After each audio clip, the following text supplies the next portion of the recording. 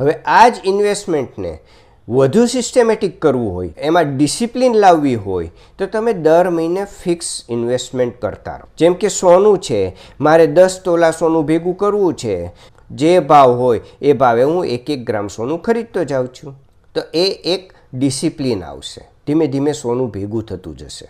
આ જ રીતે મ્યુચ્યુઅલ ફંડમાં તમારે દર મહિને એક ફિક્સ રકમથી ઇન્વેસ્ટ કરીને એક સાઇઝેબલ કોર્પસ બનાવી શકો છો.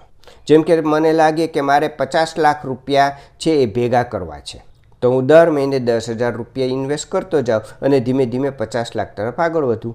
વચ્ચે કાંઈ વધુ વ્યવસ્થા થાય તો વધુ યુનિટ ખરીદી લઉં અને ધીમે ધીમે એમ કરતાં હું 50 લાખે પહોંચી જાઉં.